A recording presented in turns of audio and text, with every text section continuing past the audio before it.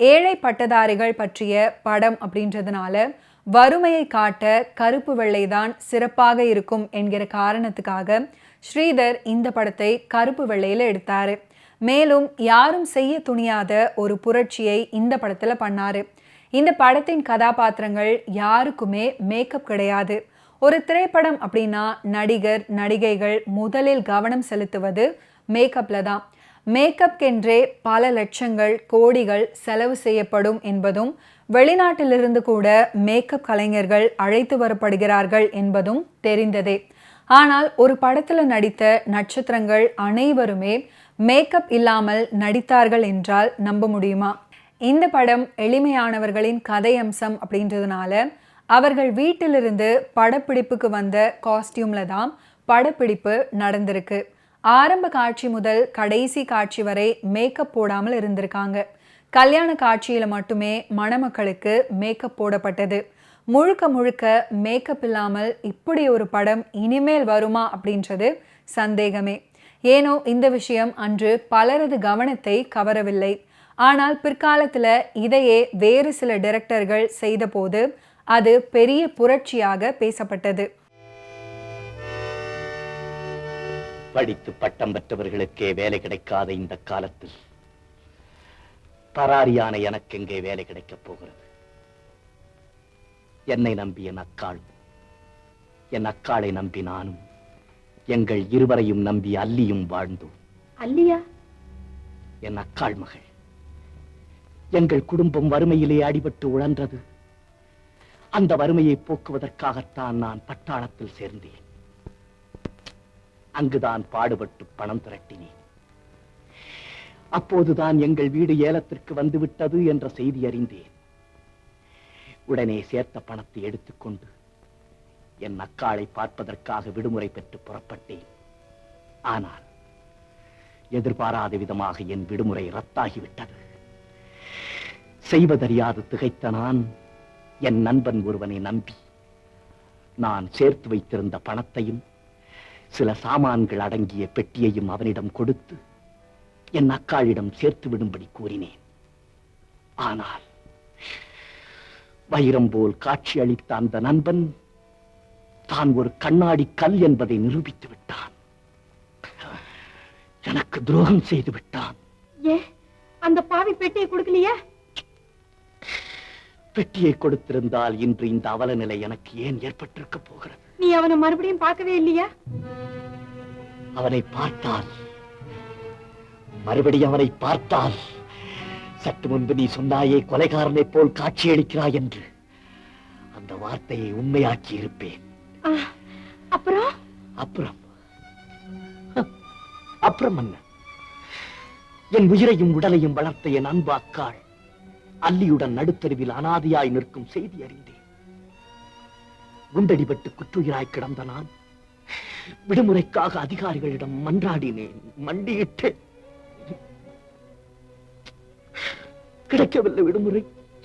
அடியாத்தி, இப்படியா கதை? ஆமா, உங்க அக்காவை பாத்தியா? மானம் போய்விட்டது, வீடு போய்விட்டது, அக்காள் காடு போய்விட்டார். என்ன, செத்து போயிட்டாங்களா? ஆமா, அந்த பொண்ணு அல்லி என்னாச்சு? என்ன ஆயிற்று? எங்கு போனாள்? யாருக்கு தெரியும்? அவளை தேடிக்கொண்டுதான் நான் அலைகிறேன். ஆனால் அல்லியை நான் சிறு வயதில் பார்த்தது. இப்போது எப்படி இருக்கிறாளோ? சீக்கிரம் கண்டுபிடித்து விடுவேன். நான் வருவேன். போறியா? சாப்பாட்டுக்கு என்ன செய்வ? அதை பற்றி எனக்கு கவலையே இல்லை. நான் கிடைத்த போது சாப்பிடுகிறவன். சிவாஜி கணேசன், கோபாலகிருஷ்ணன் ஆகிய 2 பேருமே நண்பர்களாக சென்னையில் வாழ்ந்து வருவாங்க. பசி பட்டினியுடன் ஒருவேளை சாப்பாடு சாப்பிட்டு அவர்கள் வாழ்ந்து வரும் நிலையில் அவர்களுக்கு இன்னொரு நண்பனாக முத்துராமன் கிடைக்கிறாரு. ஊரில் தனக்கு நிறைய சொத்து இருக்கிறது அப்படின்னும், ஆனால் அவை நீதிமன்ற வழக்கில் இருக்கிறது அப்படின்னும், தனக்கு மட்டும் நீதிமன்ற தீர்ப்பு சாதகமாக வந்துவிட்டால் தான் பெரிய பணக்காரர் ஆகிவிடுவேன் என்றும் முத்துராமன் சொல்றாரு. முத்துராமனும் சேர்ந்து பசி பட்டினி வறுமையை பகிர்ந்து கொண்டிருக்கும் நிலையில் சிவாஜி அவர்களுக்கு KR விஜயாவுடன் காதல் அரும்புகிறது. ஆனால் அதே நேரத்தில் முத்துராமன் KR விஜயாவை ஒரு தலையாக காதலிக்கிறாரு. இந்த நிலையில்தான் முத்துராமனுக்காக தன்னுடைய காதலை தியாகம் பண்றாரு சிவாஜி அவர்கள். இந்த நிலையில் முத்துராமனுக்கு சாதகமாக வழக்கின் தீர்ப்பு வர அவர் பணக்காரராகிறாரு. ஊர்ல போய் சொத்துக்களை மீட்டு மீண்டும் அவர் சென்னைக்கு வந்தபோது சிவாஜி KR விஜயா மீது சந்தேகப்படுறாரு. ஆனால் அப்படியெல்லாம் எதுவும் இல்லை என்று அவருக்கு விளக்கி கூறி 2 பேருக்கும் திருமணம் பண்ணி வைக்கிறாரு. இருப்பினும் முத்துராமன் திருமணத்திற்கு பின்னரும் சந்தேக கண்ணுடன் பார்க்க ஒரு கட்டத்தில் அவர் குடிகாரராக மாறிடுறாரு. இந்த நிலையில் KR விஜயாவின் வாழ்க்கை இப்படி ஆகிவிட்டது அப்படின்னு வருத்தப்படும் சிவாஜி அவர்கள் கிளைமேக்ஸ்ல தன்னுடைய உயிரை கொடுத்து 2 பேருமே சேர்த்து வைக்கிறாரு. இருவரின் நெஞ்சிருக்கும் வரை சிவாஜி அவர்களின் நினைவு இருக்கும் என்பதாக படம் முடியும். வெரி குட் ராசிவா, வெரி குட். டேய், நீ இவ்வளவு உயர்ந்த நிலைமைக்கு வந்ததை பார்க்கும்போது எனக்கு உண்மையிலேயே பெருமையா இருக்குடா. ரொம்ப சந்தோஷமா இருக்கு. நான் உன்னுடைய மாளிகைக்கு போயிருந்தேன். அந்த பில்டிங்கை பார்த்தோன்னு அப்படியே அசந்து போய் நின்னுட்டேன். நீ அங்க இல்லைன்னு தெரிஞ்சோன்னு நேரம் ஆபீஸ் கூடி வந்தேன். டேய் சிவா, நான் உண்மையிலேயே எதிர்பார்க்கவே இல்லடா. பட்டணத்துல உன்னை பார்த்ததுக்கும் இப்போ உன்னை பார்க்கறதுக்கும் ஓ மை குட் லக், ஆளே கம்ப்ளீட்டா மாறிட்டடா. என்ன வர்ணிக்கிறது இருக்கட்டும், முதல்ல நீ வந்த விஷயத்தை சொல்லு. என்னடா பணக்கார பாணியில பேசி என்ன பயமுறுத்த பாக்குற? உன்னுடைய நடிப்புக்கெல்லாம் நான் ஒண்ணு ஏமாற மாட்டேன் தம்பி.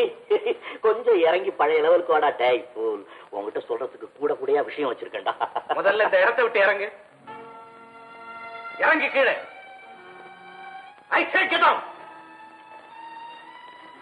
சிவா, என்னடா?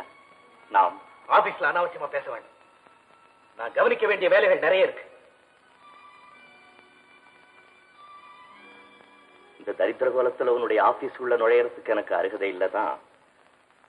இவ்வளவு செழிப்பான சூழ்நிலையில என்ன உன் நண்பன் சொல்லிக்கிறதும் உன்னுடைய கௌரவத்துக்கு குறைச்சல் தான். பட் சிவா, நான் உங்ககிட்ட எந்த விதமான தயவையும் எதிர்பார்த்து வரல.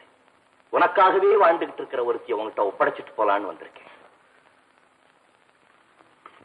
யாரையும் ஏத்துக்க நான் தயாரா இல்லை. ராஜ்யபுரமா, அவளை நான் அடியோட மறந்தாச்சு. என்ன பார்த்து சொல்லு. உன்னை பார்த்துதான் சொல்றேன். நான் அவளை மறந்தாச்சு. காரணம் உன்கிட்ட சொல்ல வேண்டிய அவசியம் இல்லை. தப்ப முடியாது. காரணத்தை சொல்லிதான் தீரணும். அவளை நான் வெறுக்கிறேன். சிவா, அது அவ்வளவு சுலபம் இல்லை. ஒரு பெண்ணை காதலிக்கிறது, அவளுடைய உள்ளத்துல ஆசைகளை வளர்க்கிறது, ஆயிரக்கணக்கான வாக்குறுதிகளை அள்ளி தெளிக்கிறது, இதெல்லாம் சில பணக்கார வாலிபர்களுடைய பர்மனன்ட் விளையாட்டுடா. அந்த கூட்டத்துல நீயுமா சேர்ந்துட்ட? டேய் சிவா, ராஜி ஒவ்வொரு நிமிஷமும் உன்னை நினைச்சு ஏங்கிட்டு இருக்காடா. இந்த உலகத்துல உன்னை தவிர அவளுக்கு வேற யாருமே ஆதரவு கிடையாது. டேய், அவங்க அப்பா கூட செத்து போயிட்டாரா. இப்ப உன்னை நம்பிதான் அவ இங்க வந்திருக்கா. என்ன நம்பியா? என் பணத்தை நம்பியா? அப்படிலாம் வாய் கூசாம பேசாத. என்ன பெரிய பணம்? இந்த பணத்தை வச்சுக்கிட்டு என்ன சாதிச்சிட போற? மெட்ராஸ் வரும்போது எப்படா வந்த? இந்த பணத்தை எல்லாம் எதிர்பார்த்துதான் அவன் உன்னை காதலிச்சால. கொஞ்சம் மனித தன்மையோட சிந்திச்சு பாரு. நல்லா சிந்திச்ச பிறகுதான் இந்த முடிவுக்கு வந்திருக்கேன். ரகு, என்னுடைய நேரத்தை வீணாக்க. எனக்கு தேவையானது ஒரே நிமிஷம், உன்னுடைய ஒரே பதில். Are you going to marry Raji or not? ராஜியை கல்யாணம் செய்துக்க போறியா இல்லையா? முடியாது. முடியும். ராஜியை நீ கல்யாணம் செய்துக்கத்தான் போற.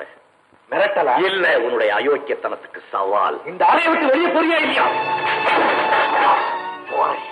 உன்னை இதே இடத்துல பணமாக்கிட்டு நான் நேரா தூக்கு மேடைக்கு போறேன். நான் எதுக்கும் துணிஞ்ச வேணும், உனக்கு தெரியும் இல்லை? சிவா, சாவ பார்த்து சிரிக்கிறவன் தானா? உன்னுடைய பணம், அந்தஸ்து, செல்வாக்கு, அடியாட்கள் யார் வந்தாலும் சரி, இந்த பிடியிலிருந்து நீ தப்பவே முடியாது. இப்ப நீ சரின்னு சொல்லல. ஓ, அந்த அளவுக்கு துணிஞ்சிட்டியா நீ?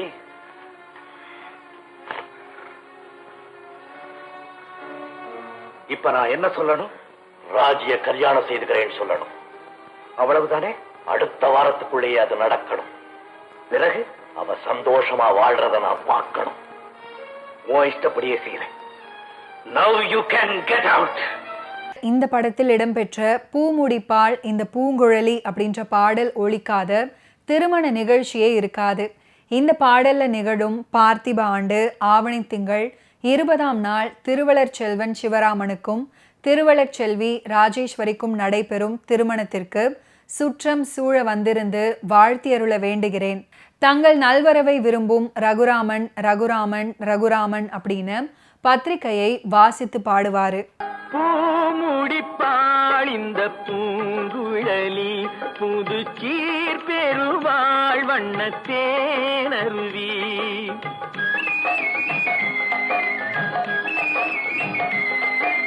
பூமுடிப்பாள் இந்த பூங்குழலி புது சீர் பெருவாள் வண்ணத்தேனருவி.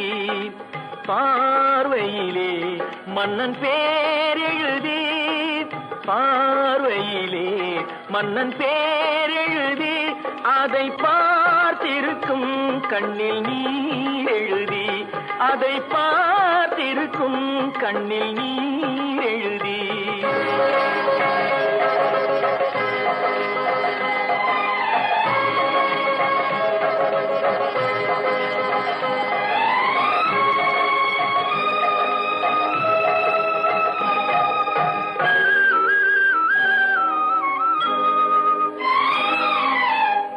பொன்மணி கண்களில் அஞ்சனம் தீட்டி பூவையின் அண்ணன் கைவளை பூட்டி. பொன்மணி கண்களில் அஞ்சனம் தீட்டி பூவையின் அண்ணன் கைவளை பூட்டி. தாய் வழியே வந்த நாணத்தை காட்டி, தாய் வழியே வந்த நாணத்தை காட்டி, தான் வருவாள் மங்கை மங்களம் சூட்டி, தான் வருவாள் மங்கை மங்களம் சூட்டி. பூமுடிப்பாள் இந்த பூங்குழலி புது சீர் பெருவாள் வண்ணத்தேனருவி.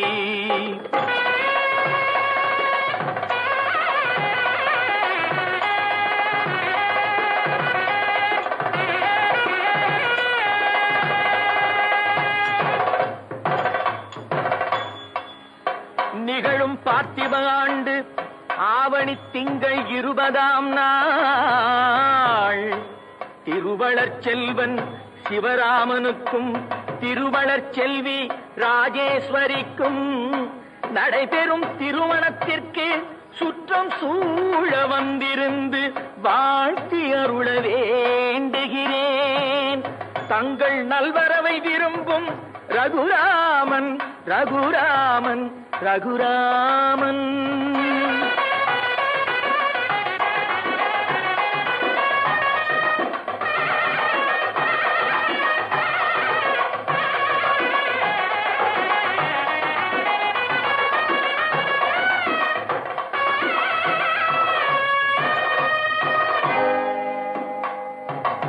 மாதரார் தங்கள் மகள் என்று பார்த்திருக்க, மாப்பிள்ளை முன்வந்து மணவரையில் காத்திருக்க, காதலாள் மெல்ல கால் பார்த்து நடந்து வர,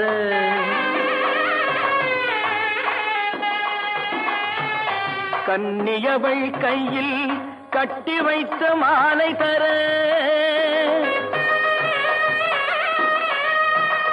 காளை திருக்கரத்தில் கனகமணி சரம் எடுக்க, ஆனந்தம் பாடு என ஆங்கோர் குரல் பிறக்க, கொட்டியது மேளம் குவிந்தது கோடி மலர், கட்டினான் மாங்கல்யம் மனை வாழ்க துணை வாழ்க குலம் வாழ்க. நெஞ்சிருக்கும் வரை திரைப்படத்துல சிவாஜி கணேசன் அவர்கள் முத்துராமன் கோபாலகிருஷ்ணன் அபாரமாக நடிச்சிருப்பாங்க. நெஞ்சிருக்கும் வரை நினைவில் இருக்கும்படியாக சிவாஜி அவர்கள் ரகுவாக வந்து உணர்ச்சி கொந்தளிப்புகளை அள்ளி கொட்டியிருப்பாரு.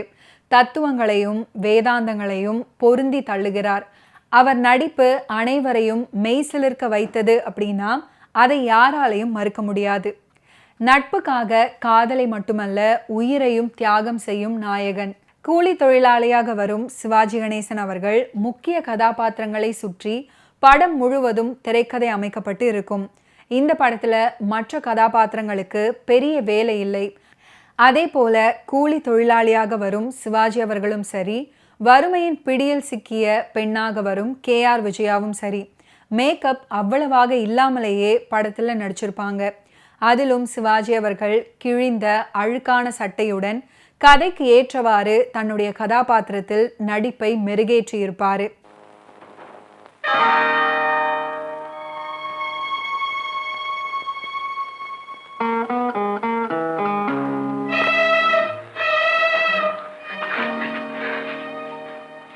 என்னடா ஒண்ணு ரகு கொண்டாங்க.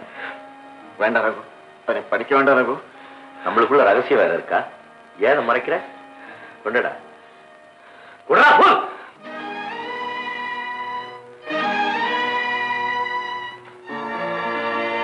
நான் திடீரென்று மரணமடைய நேர்ந்தால் என் பிணத்தை என் உயிர் நண்பன் ரகுவிடம் ஒப்படைக்கவும். விலாசம். பீட்டர்.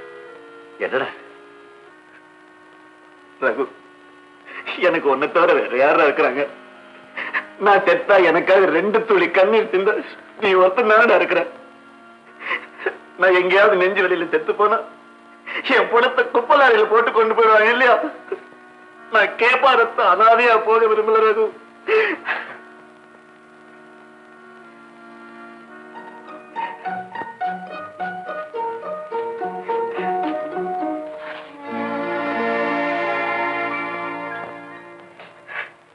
பீட்டர், ஆண்டவன் இந்த உலகத்தை ரொம்ப கெடுத்துட்டான்டா. பந்தம் பாசம்ங்கிற பிணைப்புகளை நாமெல்லாம் இந்த மண்ணுல வாழ்ந்துதான்டா தீரணும். சில பேர் சிரிச்சுக்கிட்டே வாழ்றான், உன்ன போல சில பேர் அழுதுகிட்டே வாழ்றான். ஆனா சிரிக்கவும் முடியாம அழவும் விருப்பம் இல்லாம நான் ஒருத்தன் தான்டா வாழ்ந்துகிட்டு இருக்கேன்.